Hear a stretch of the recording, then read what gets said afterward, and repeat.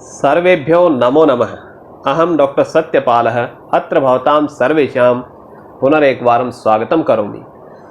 अद्य वयम् एकादशी कक्षायाः भास्वती प्रथमो भागः इति पुस्तकस्य प्रथमं पाठं पठामः। पाठस्य नाम कुशलप्रशासनम्। अस्मिन् पाठे 15 श्लोकाः सन्ति। एते श्लोका वाल्मीकिरचितात् रामायणात् संकलिताः सन्ति। एतेषां श्लोकानां गायनम् अस्माभिः इतः पूर्वस्मिन् भागे कृतमस्ति। अस्मिन् भागे वयं प्रथमं, द्वितीयं, तृतीयं च इति 3 श्लोकान् पठामः।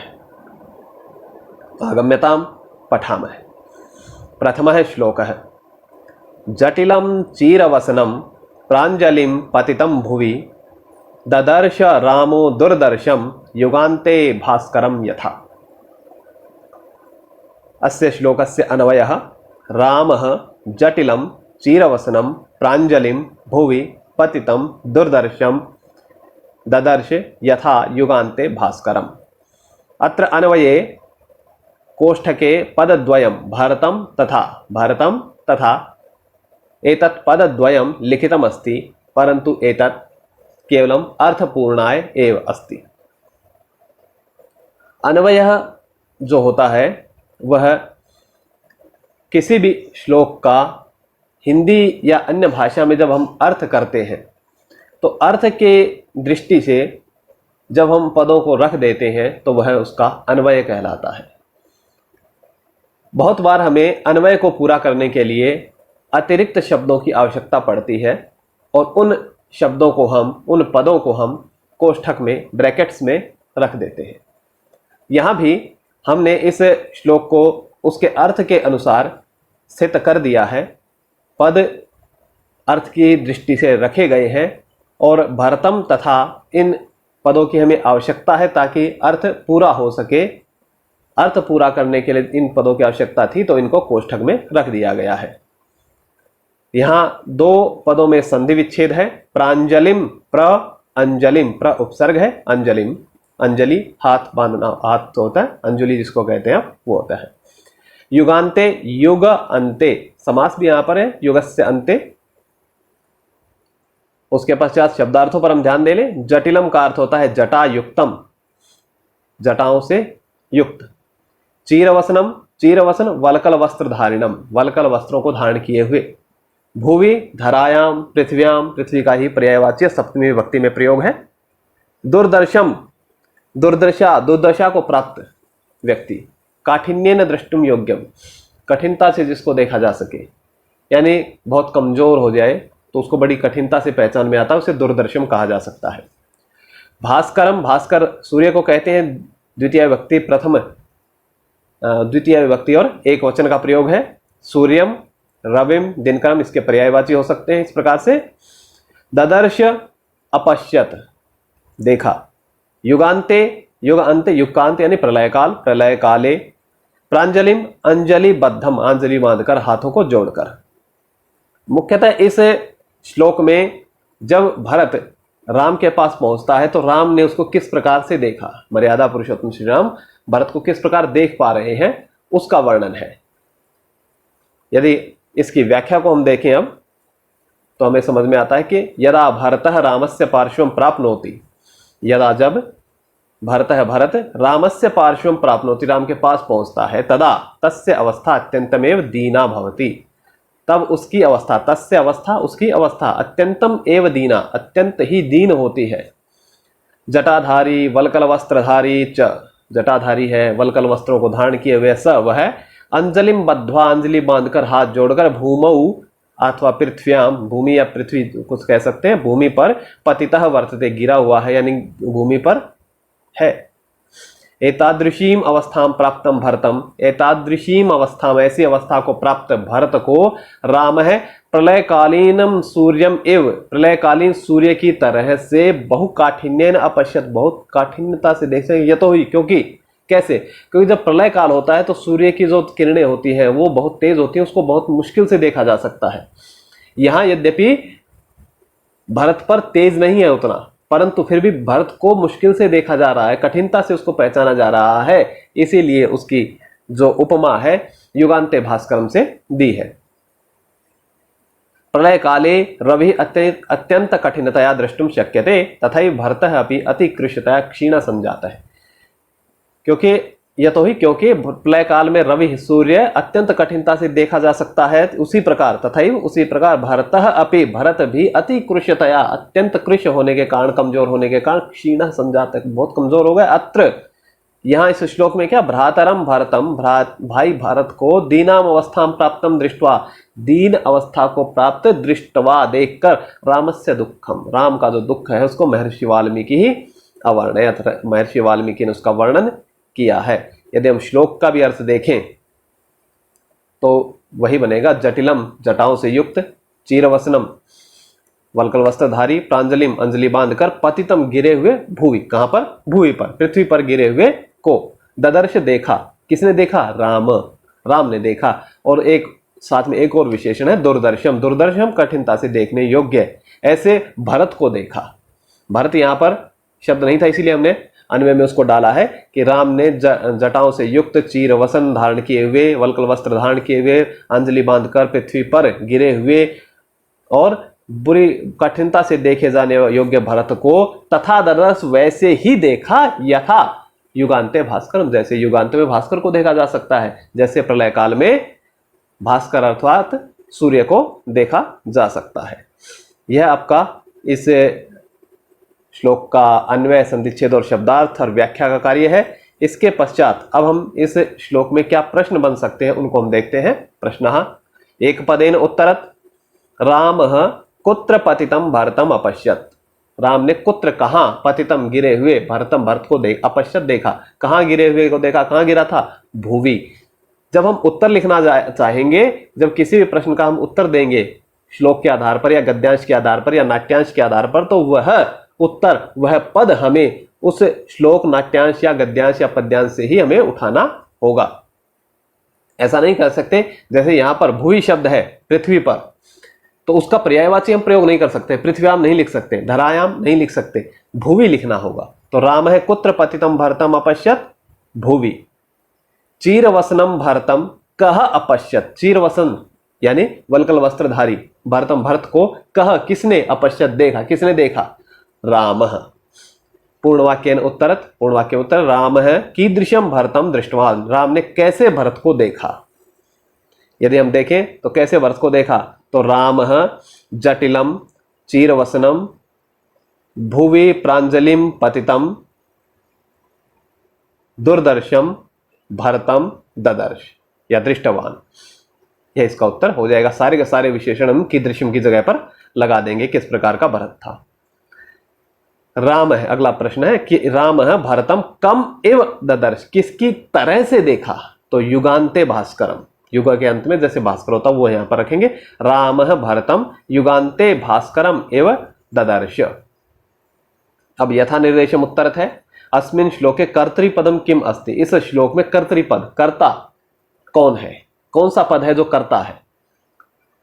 यहां अगर हम देखें तो ददर्श देखा, क्रिया है ददर्श देखा, किसने देखा, राम ने देखा, तो राम इस श्लोक में कर्तृपद है जिसका प्रयोग भी हुआ है।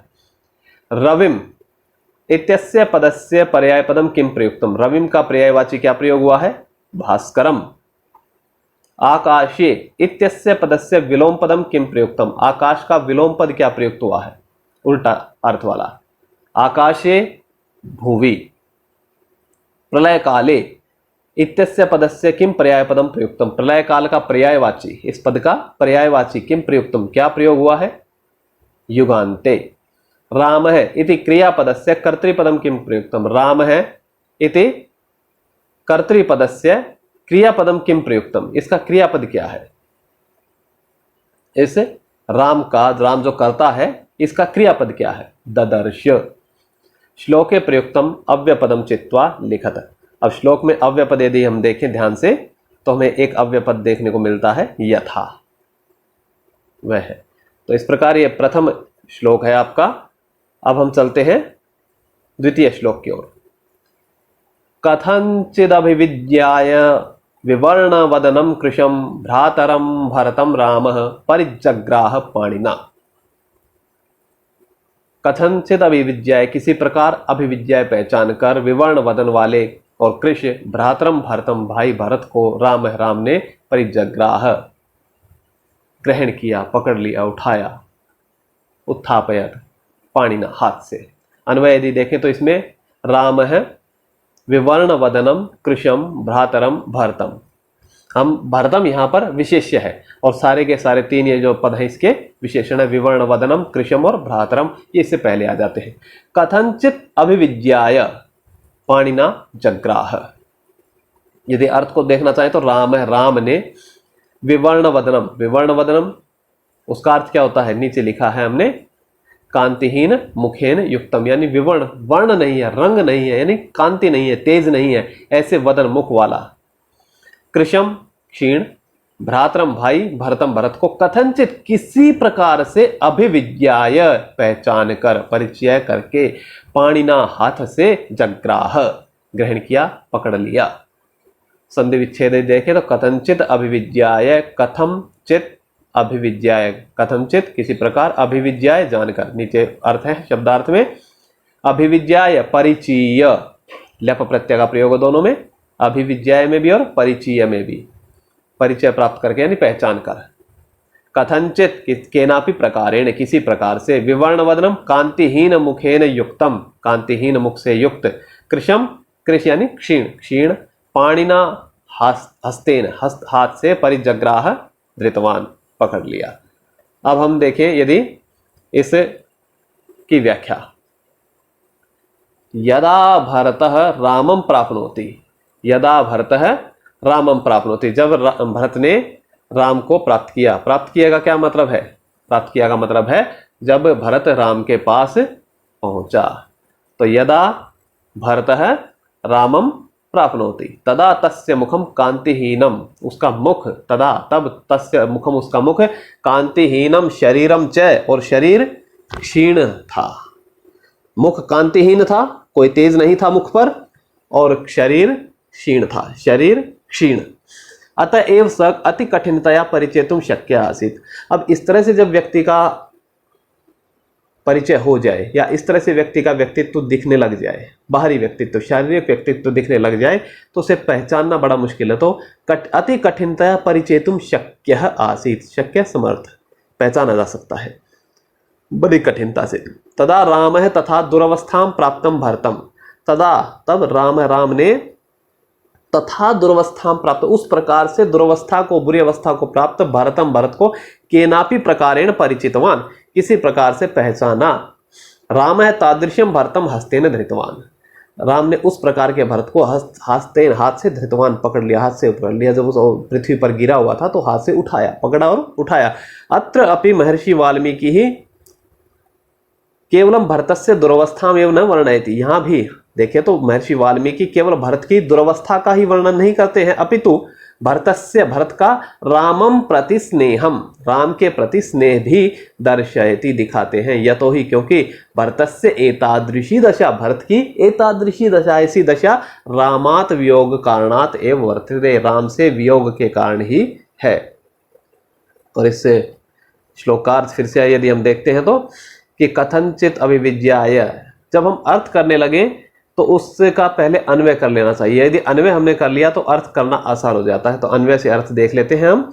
राम है, राम ने, विवर्ण वदनम, विवर्ण वदन यानी कांतिहीन, तेजहीन, बिल्कुल मुरझाए हुए से मुख वाले, कृशम कमजोर, क्षीण, भ्रातरम भरतम भाई भरत को, कथनचित अभिविद्याय, कथनचित किसी प्रकार से, अभिविद्याय पहचान कर, किसी प्रकार से पहचान कर, पाणिना जग्राह, पाणिना परिजग्राह, पाणिना हाथ से, परिजग्राह उनको उठाया, हाथ से उनको उठाया। तो ये आपकी व्याख्या और इसके संधि विच्छेद का कार्य है। अब इस पे श्लोक में जो प्रश्न हो सकते हैं हम उनको देखते हैं। एक पदेन उत्तर है पहला, राम है भारतम केन धृतवान, राम ने भरत को केन, किससे, धृतवान पकड़ा, किससे उठाया, हाथ से। हस्तेन शब्द का प्रयोग कर सकते हैं आप, लेकिन हस्तेन शब्द का प्रयोग यहां पर नहीं हो सकता है, क्योंकि हस्तेन शब्द आपका श्लोक में नहीं है, श्लोक में उसका पर्यायवाची है, दूसरा प्रयोग है। क्या प्रयोग है? पाणिना। तो उत्तर क्या बनेगा? पाणिना। किम भरतः क्षीणकायः आसीत्? किम क्या भरतः भरत क्षीणकाय, काय काया शरीर, क्षीण कमजोर, कमजोर शरीर वाला, आसीत् था, हाँ लिखा है कृशम, तो हाँ उत्तर पूछा क्या ऐसा था, तो उत्तर आएगा हाँ या ना में, तो हाँ आम। क्या आएगा? आम। पूर्ण वाक्य ने उत्तरत। पहला प्रश्न है रामः कीदृशम भरतम परिजग्राह, राम ने कैसे भरत को परिजग्राह पकड़ा। यदि अन्वय हमने कर लिया है तो हमें वहां से इसका उत्तर सीधा मिल जाएगा कि रामः विवर्ण वदनम कृशम भ्रातरम भरतम परिजग्राह। अगला प्रश्न है किम राम भरतम सरलतया परिचितवान। किम क्या राम भरतम भरत को सरलता से परिचितवान, पहचान गए, आसानी से पहचान गए? नहीं, श्लोक कहता है कि नहीं, बड़ी मुश्किल से उनको पहचाना है। तो उत्तर आएगा न, राम है भरतम सरलतया न परिचितवान, क्योंकि पूर्ण वाक्य में लिखना है।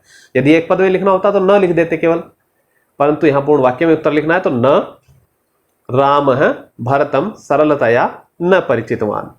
यथा निर्देशम उत्तर में आते हैं। पहला प्रश्न है अस्मिन श्लोके कर्तृपदम किम अस्ति। इसमें श्लोक में कर्तृपद क्या है? कर्तृपद तो इसमें भी वही है, राम है, कर्ता राम है, क्रिया परिजग्राह है। क्षीणम इत्यस्य पदस्य पर्याय पदम किम प्रयुक्तम। क्षीणम का, इस पद का, इत्यस्य पदस्य, इस पद का पर्याय पदम, पर्यायवाची क्या है? कृशम।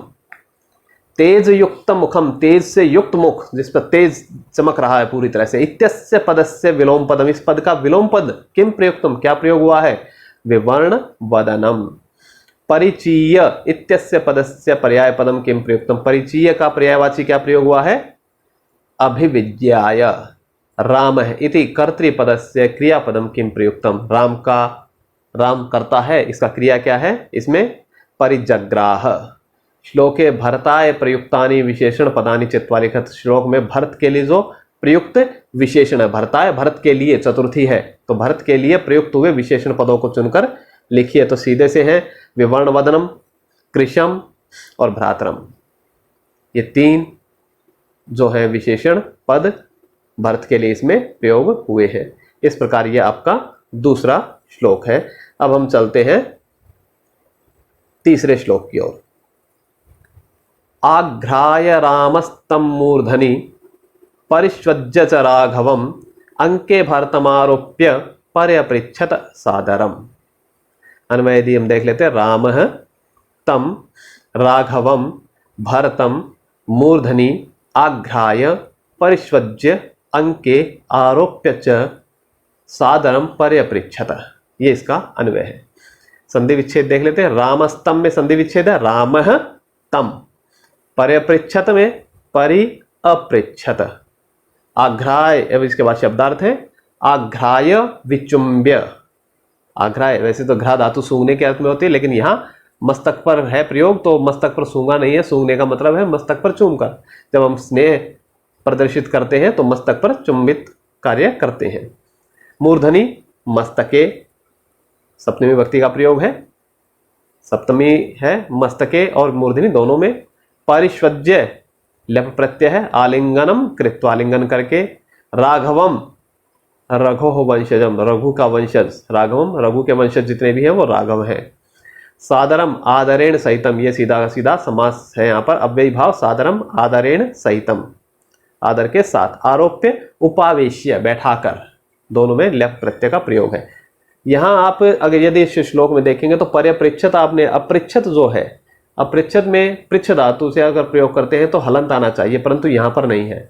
यहाँ पर्यपृच्छत में, अपृच्छत में जो हलंत नहीं आया है वह आर्ष प्रयोग है। आर्ष प्रयोग मतलब वैदिक प्रयोग हम मानते हैं, ऋषियों के द्वारा जो प्रयोग किया जाता है, आर्ष ऋषि से द्वारा प्रयोग आर्ष प्रयोग होता है। लौकिक यदि हम प्रयोग करेंगे तो पर्यपृच्छत में हमें हलंत प्रयोग करना ही पड़ता है।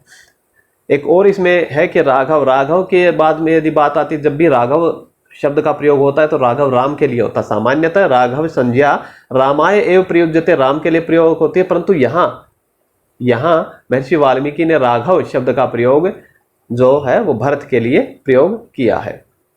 यहाँ अन्वय, संधि, विच्छेद और शब्दार्थ है। अब इसकी एक बार व्याख्या देख लेते हैं कि दुर्वस्था में प्राप्त भरत राम के पास पहुंचा था, राम ने उसको हाथ से पकड़कर उठाया है। और यदा दुर्वस्थाम प्राप्त है भरत रामम प्राप्नोति, यदा जब दुर्वस्थाम प्राप्त है भरत, दुर्वस्था को प्राप्त भरत रामम प्राप्नोति, राम के पास पहुंचता है, प्राप्नोति मतलब पहुंचता है, तदा तब राम है भूमौ पतितम तम, भूमौ पतितम भूमि पर गिरे हुए उसको, तम उसको हस्तेन उत्थापयति हाथ से उठाते हैं। एतत् वयम पूर्व पठित श्लोक द्वये पठितवन्तः, एतत् यह वयम हम पूर्व पठित श्लोक द्वये, पहले तो 2 श्लोक हम पढ़ चुके, उसमें पढ़ लिया है हमने ये, पठितवन्तः वयम।